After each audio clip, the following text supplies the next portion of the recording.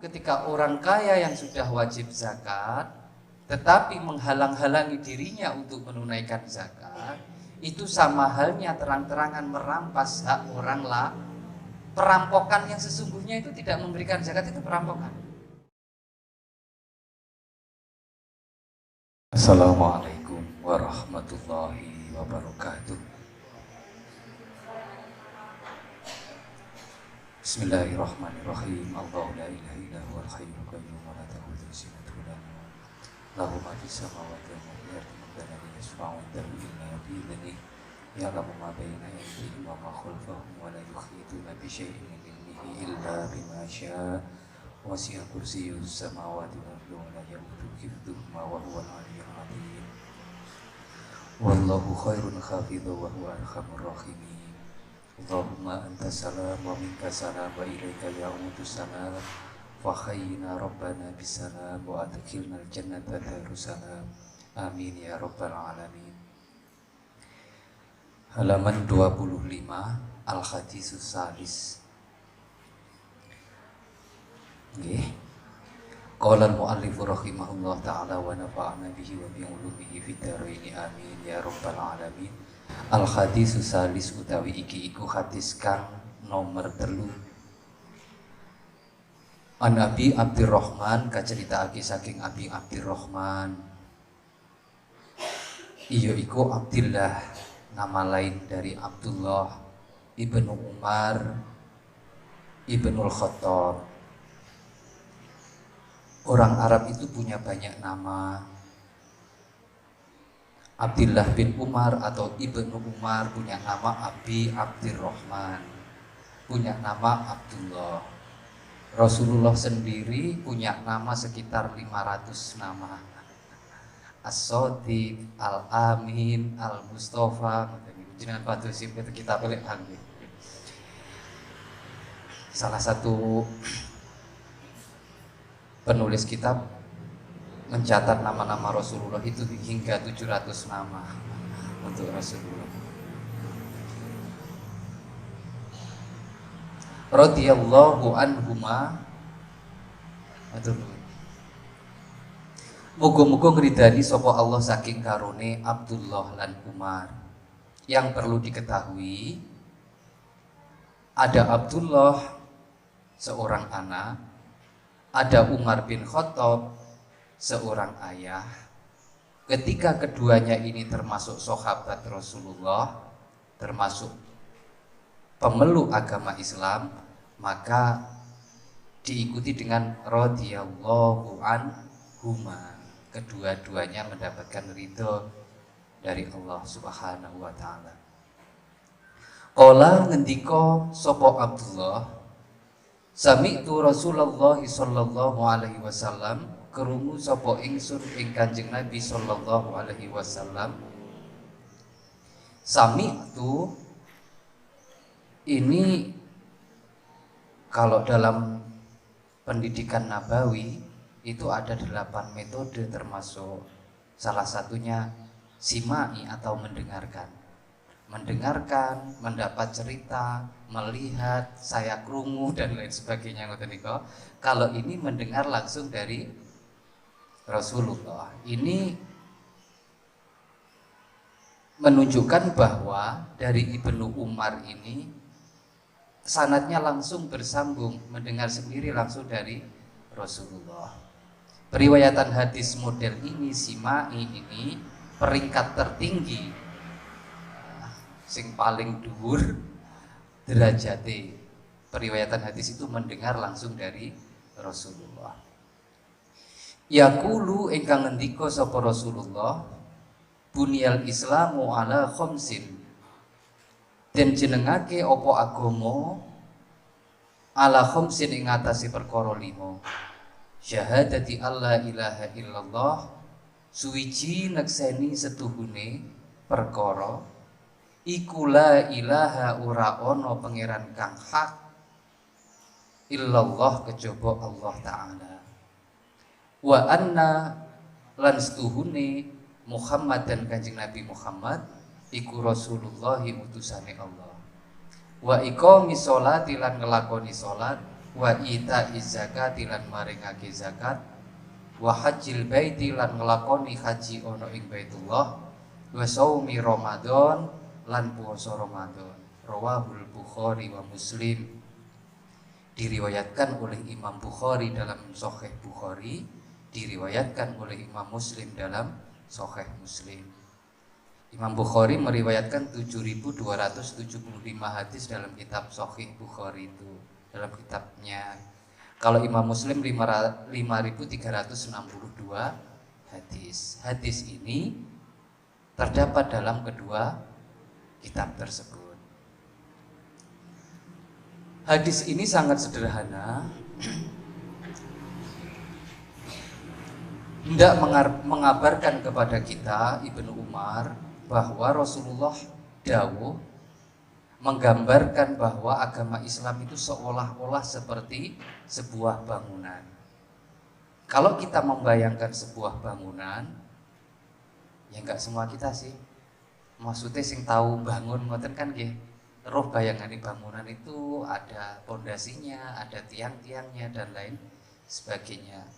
Rasulullah menggambarkan Islam itu selayaknya sebuah bangunan yang terdiri dari 4 tiang penguatnya atau tiang penyangga. Yang pertama, syahadati alla ilaha illallah, yaitu bersyahadat mempercayai bahwa tiada Tuhan selain Allah dan Nabi Muhammad adalah utusan Allah. Yuk coba kita perhatikan, syahadati alla ilaha illallah. Ilaha, kita tidak akan membicarakan perselisihan atau perdebatan di kalangan ulama, meskipun nanti akan saya sampaikan juga salah satu pendapat. Ilaha atau ilahun, para ulama menyepakati bahwa artinya Tuhan yang hak untuk disembah. Apakah ilahun ini asli bahasa Arab atau bahasa nopo? Monggo jenengan bantu madosi. Tetapi kita sampai pada kesimpulan bahwa para ulama sepakat ilahun itu artinya Tuhan yang berhak atau yang paling hak untuk disembah. Saya coba sajikan salah satu pendapat yang mungkin nanti bisa membuka ruang pikir kita bersama. Pendapat dari Ibnu Abbas. Oh, tidak semudah itu. Ilahun diartikan Tuhan yang berhak disembah. Artinya enggak seperti itu menurutku. Bukan berarti pendapat yang ini disalahkan oleh Ibnu Abbas. Tapi Ibnu Abbas mempunyai penafsiran sendiri. Ingat ya, Ibnu Abbas itu punya tafsir Al-Quran tertua. Luar biasa alim dia. Beliau menafsirkan ilahun itu Tuhan yang disembah. Berarti harus dikenali dulu. Karena nggak mungkin kita menyembah sesuatu yang tidak dikenal. Maka ia menafsirkan ilahun dengan sebutan al-ma'lum, al-ma'ruf, yang dikenali, yang diketahui. Ini mengingatkan kepada kita saat ini betapa pentingnya kita menghayati makna dari syahadat itu sendiri. Dengan mengetahui penafsiran model Ibnu Abbas, cobalah kita berpikir ngeten. Asyhadu alla ilaha illallah, saya bersaksi bahwa tiada Tuhan selain Allah. Penyaksian itu jenengan mulai dari mana? Kalau tanpa mengenal dulu. Maka Ibnu Abbas memberanikan diri, namanya ilahun itu al-maklum, yang paling dikenali. Saya kalian jenengan belum lama kenal. Tapi karena saya bersyahadat sudah puluhan tahun, berarti seharusnya saya lebih kenal Tuhan daripada jenengan semua. Itu masalahnya saat ini. Selama ini kita ngaji kan gampang-gampang saja. Syahadat asyhadu alla ilaha illallah wa asyhadu anna Muhammadar Rasulullah. Saya bersaksi bahwa dia ada Tuhan selain Allah dan Nabi Muhammad adalah utusan Allah. Selesai. Tidakkah pernah terbersit pertanyaan?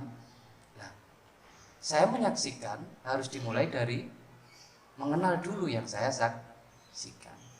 Saya punya Tuhan yang saya sembah.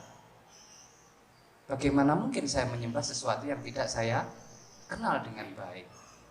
Itu masalahnya nggih. Nggak usah kita bahas lebih lanjut. Nanti ada waktunya tertentu untuk mendalami makna ilahun, makna mengenali Tuhan. Setidak-tidaknya ini ada wilayah ilmul qalbi, ilmu yang mempelajari tentang hati. Bagaimana agar hati ini bisa benar-benar mengenal sepenuhnya siapa yang kita sembah. Wa anna Muhammadan Rasulullah, dan bersaksi juga bahwa sesungguhnya Nabi Muhammad adalah Rasulullah, utusan Allah. Memakai Rasulun itu bahasa syariah. Bahasa hakikatnya Nabiun, Nabi. Kenapa dikatakan demikian? Nabi Muhammad diangkat menjadi Rasul pada usia 40 tahun. Tetapi sejak penciptaan beliau sudah menjadi Nabi. Ada sebuah hadis diriwayatkan oleh Imamul Hakim. Hadis ini banyak sekali diriwayatkan oleh ulama-ulama yang lain sehingga bisa menjadi hadis dengan status sahih li ghairihi. Disahihkan karena banyaknya hadis-hadis yang lain yang sama. Kuntu nabiyan wa adam bainal ma'i wattin. Hadis Kanjeng Nabi ini, beliau berkata, saya sudah menjadi nabi ketika Adam masih antara air dan tanah.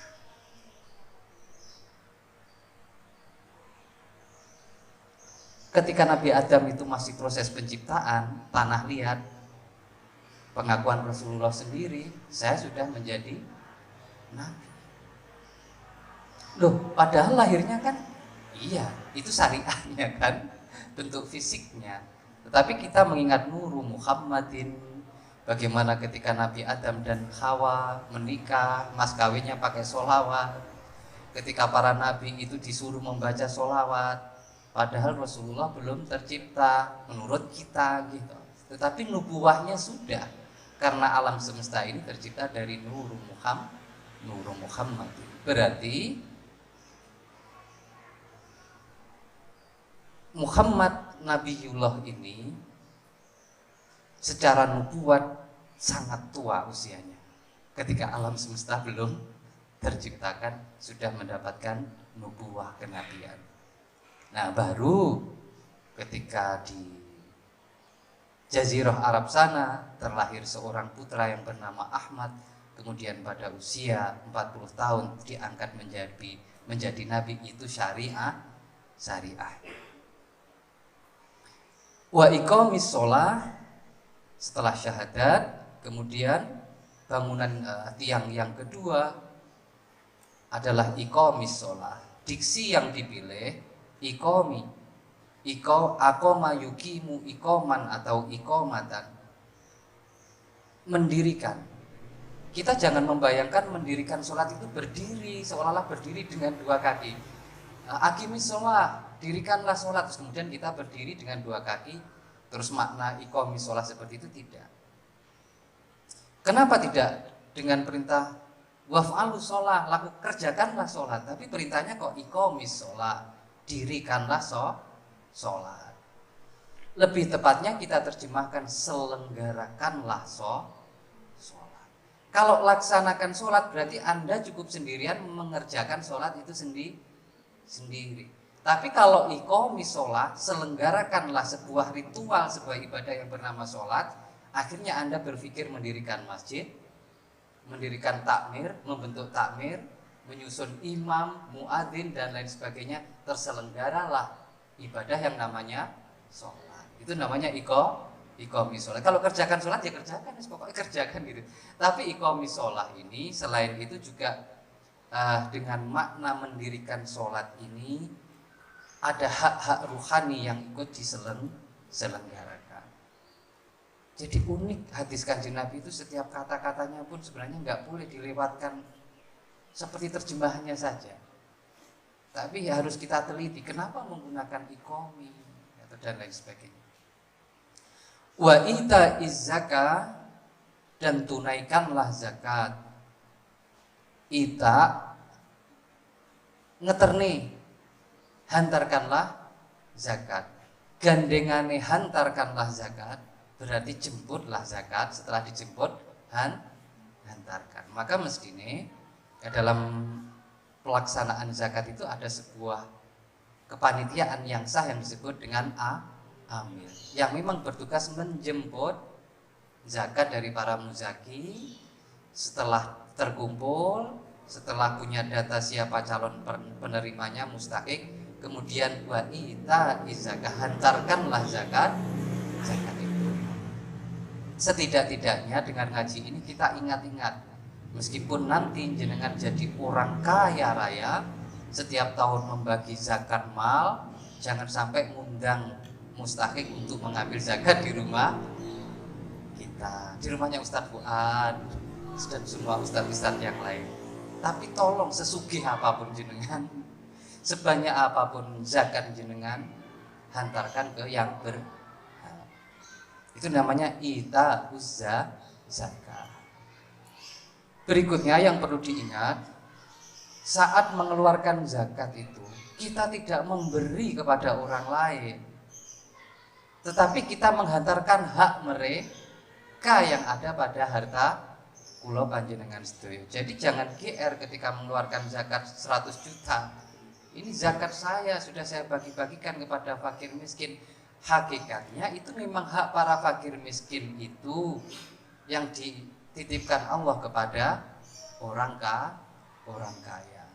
Maka ketika orang kaya yang sudah wajib zakat tetapi menghalang-halangi dirinya untuk menunaikan zakat, itu sama halnya terang-terangan merampas hak orang lah.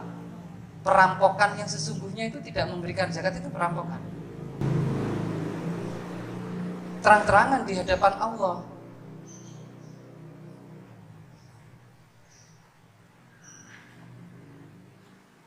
Kok ngoten Pak? Iya, karena itu sebenarnya bukan uang kita, bukan hak kita, tapi hak fakir miskin yang dititipkan lewat kita. Tapi di waktu yang sama kita menghalangi diri kita, barangkali krono eman-eman, atau barangkali nggih ci urung trimo kekayaannya segitu, pengen luweh akeh nek, sehingga kita tidak menunaikan zakat, kita tidak menghantarkan zakat itu kepada yang berhak, sama saja kula panjenengan sedaya ngerampok hak fakir miskin. Maka pengaruh di kebatinnya, di kehidupannya nanti luar biasa buruk orang yang mana Pak? Tidak mengeluarkan zakat itu. Keberkahan dari harta-hartanya pun betul-betul mentolo kok mau ngomong nih. Kok ada orang kaya sampai tidak mengeluarkan zakat itu pun betul mentolo ngomongnya. Karena itu podo karo bentino maem miliknya fakir miskin. Wa hajjil baiti, dan melaksanakan ibadah haji, wa shaumi Ramadan, dan melaksanakan puasa di bulan Ramadan. Kenapa ini urutannya shaumi Ramadan kok di belakang?